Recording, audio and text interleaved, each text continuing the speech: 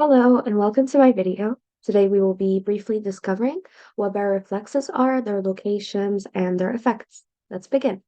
So, baroreflexes, they are the body's homeostatic mechanism for maintaining constant blood pressure. Baroreceptors, they are specialized neurons that detect changes in blood pressure through the arterial wall stretching or compressing. And we have two main types of baroreceptors. It could be stretch receptors, which detect changes in blood volume, and chemoreceptors, which detect changes in pH or oxygen levels. Now, they are located in various parts of the circulatory system, mainly in the heart, the carotid sinus, and the aortic arch. We have three types of effects, as we can see here in our poster: central, afferent, and efferent. Central effect, it involves the brainstem neurons receiving input from baroreceptors and influencing other brain areas. Second one is efferent, which involves sympathetic and parasympathetic nerves, adjusting the organ activity based on blood pressure changes. And finally, the afferent, which involves sensory neurons carrying baroreceptor information through the spinal nerves. Moving on to the next part, which is renal afferents in the kidneys.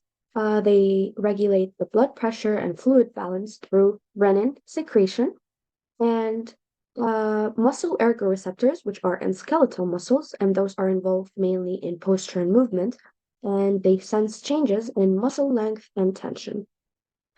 Now, for the pathways, we have the sympathetic afferents. Those inhibit vasoconstriction, which means the heart rate will increase. They innervate the heart, lungs, and liver. Second part is the parasympathetic afferents, which cause vasodilation and decreases the heart rate. They innervate the stomach, intestines, and glands.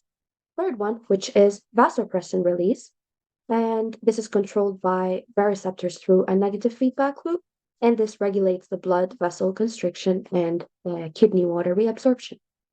Now, moving on to what could happen if something goes wrong, which is a baroreflex failure.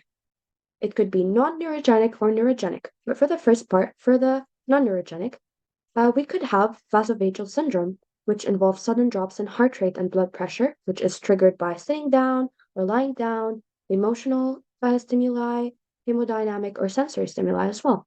And this is predominant in teenagers, athletes, and elderly people. Second problem, we could have postural tachycardia, which is predominant in young white women, and this causes an excessive increase in heart rate, and it's triggered by sitting up or like standing up or even dehydration. Now, the third one, Takotsubo cardiomyopathy, which is triggered by physical or emotional stimuli, and it's involved uh, with increased sympathetic activity and is more prevalent in postmenopausal women. So in the acute phase, the catecholamine levels, they're very elevated, which leads to a baroreflex imbalance, and as a result, we'll have excessive sympathetic activity and diminished parasympathetic responses. For neurogenic failure, which is right here, orthostatic hypertension, which is a condition where blood pressure drops upon standing to insufficient vasoconstriction. And the other problem is supine hypertension, which is high blood pressure when lying down, and this can occur due to pressure natriuresis, which is the excretion of sodium and water by the kidneys in response to blood pressure, and is treated by midodrine, which is an alpha-1 adrenergic agonist. The postganglionic fibers, they release neurotransmitters, neuroepinephrine in sympathetic and acetylcholine in parasympathetic. Now, finally, the nucleus of the solitary tract is a key afferent pathway component, and dysregulation can lead to symptoms like hypertension, tachycardia, agitation, etc. And the sympathetic neurons in the rostral-ventral lateral medulla, they're involved in the regulation of blood pressure and cardiovascular health.